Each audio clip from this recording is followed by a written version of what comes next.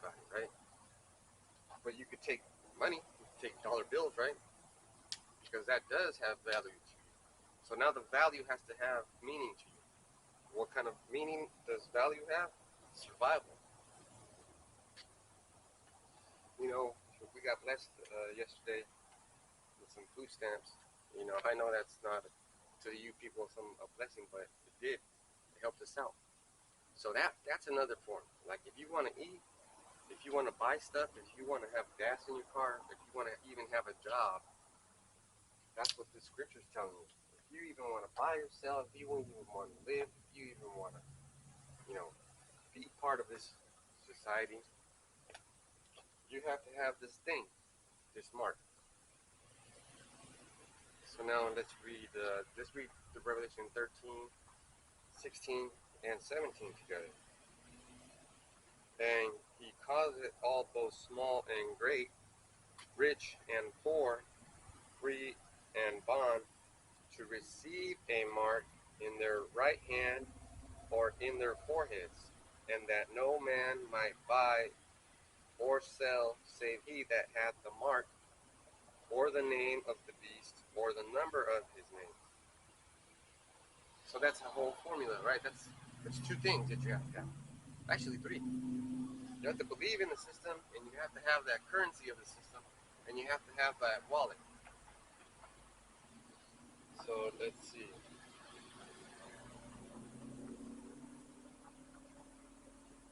How to store digital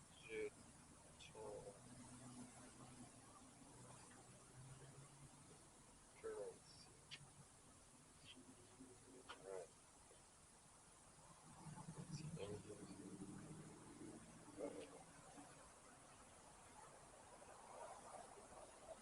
So here it's telling you how, right? Let's see. It's not really giving you much. But, you know, your phone could be used to store that money. But then you could lose your phone, you know? So now we have to ask a specific question. So now I'm going to ask you, chip storage currency. I could ask the specific question.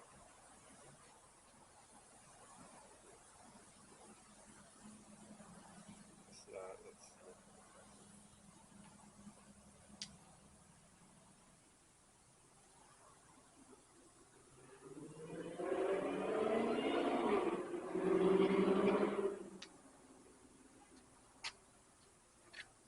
Okay, so this is how it's going to be.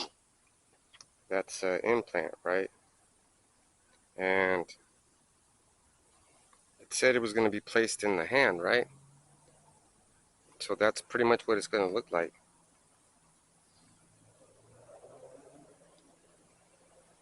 So, you know, there you have a question now. Are you going to let them stick that chip inside of you? Are you going to let them be branded? Because now we have to talk about what it means to get the chip. You know, it means that you are part of that system. You basically belong to them. Now, how is that important? Well, the question is, who is the beast, right? So we go all the way to the beginning. Let's get Revelation 13. So Revelation 13 and 1 will tell you, and this is John, and I stood upon the sand of the sea and saw a beast rise up out of the sea, having 7 heads and 10 horns, and upon his horns 10 crowns, and upon his head the name of blasphemy. So that beast is nations, different nations. Okay? So now I'm going to show you something.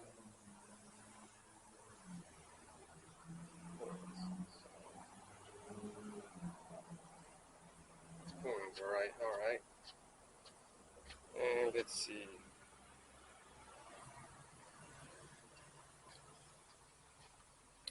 This is a two-part thing. So these are coins, right? These are coins. What is a coin? A coin is a like a piece of money. That's actual silver right there. That is worth a quarter of a dollar. That's worth a quarter of a dollar. But you know, that's George Washington, and that's an eagle. But I'm telling you that Greece and all these other nations are the beast. So now we're gonna compare Greece coins to American coins.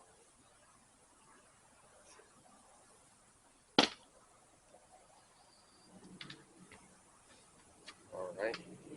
So let's see. These are Greek and Roman coins. It has an eagle. It has a beast. It has an eagle and it has a beast. These are Greek and Roman coins, and then America has the same type of currency. You might think, oh, I'm just a conspiracy guy. Okay. Revelation 13 and 2. And the beast which I saw was like unto a leopard, his feet were as the feet of a bear, and his mouth as the mouth of a lion. And the dragon gave him his power and his seat and great authority. So, who, like if I had something that I was in control of, and I were to make my own currency, I would probably make currency that relates to my culture, right? I would put like, I don't know, what I would put angels and doves, 12 tribes. But when these people that conquer lands, they see themselves as gods, and they put themselves on coins, and they make the people worship them. And I saw one of his heads as it was wounded to death, and his deadly wound was healed, and all the world wondered after the beast. And they worshipped the dragon, which gave power unto the beast, and they worshipped the beast, saying, Who is like unto the beast, who is able to make war with him? So, who is able to make war with the beast? And the beast represents people. Because if we go into Second Kings, which I love to do all the time, if we go into Second Kings, um, there's generals that come in the name of kings saying exactly that. Who is able to make war with us? You know, that's not a coincidence. That's the power on high giving you direction. So now let's go talk about chariots. What does a chariot have to do with the mark of the beast? Well, the chariot has everything to do with the mark of the beast. Because,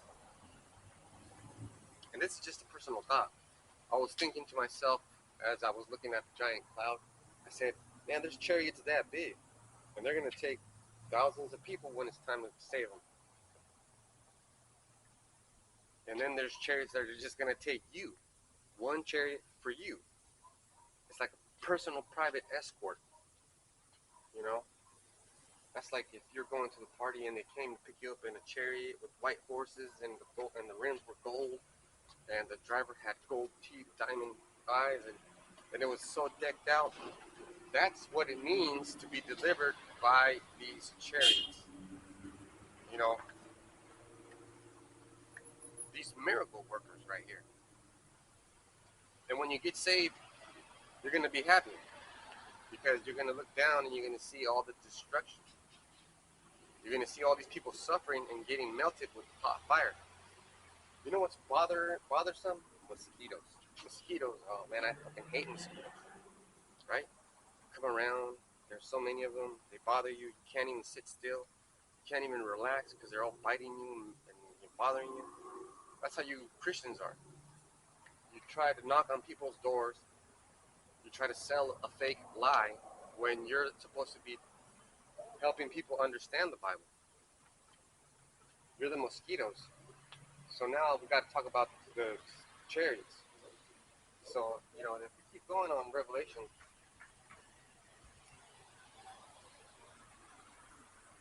13 and 5. Well, first let's talk about who was able to make war with those nations. Like who was able to make war with Greece, Rome, Spain, Britain, France, Germany Minor, Germany Major, Greece, all those countries that are powerful at that time. Nobody could stop them.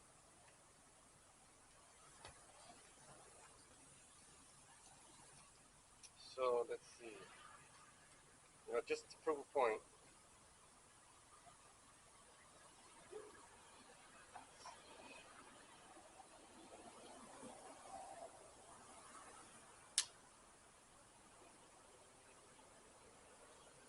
I know, I always go through this one. 2 Kings 19 and 35. And it came to pass that night that the angel of Yahweh Shem Yahushai went out and smote in the camp of the Assyrians 184,500. And when they arose early in the morning, behold, they were all dead corpses. So Sennacherib, king of Assyria, departed and went and returned to dwell at Nineveh. And it came to pass, as he was worshipping in the house of Nisroch, his god, that Adramelech and Sharezer, his sons, smote him with the sword, and they escaped into the land of Armenia, and Esarhaddon, his son, reigned in his stead. And if you look at the King Sennacherib's stone, that story is in there.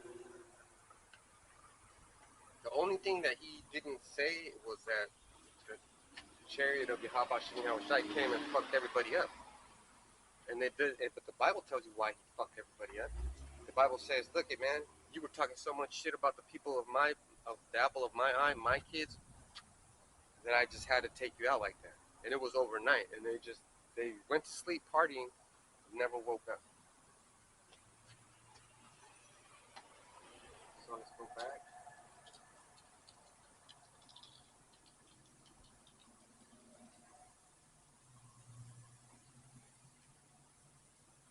And if you hear that sound, that's almost like the sound that some chariots make, but it's humming, and it's pretty loud. Revelation 13 and 5, and there was given unto him a mouth speaking great things and blasphemies, and power was given unto him to continue 40 and 2 months. So that's after this, after all those kingdoms, in between Rome and now, in between the mark of the beast and salvation.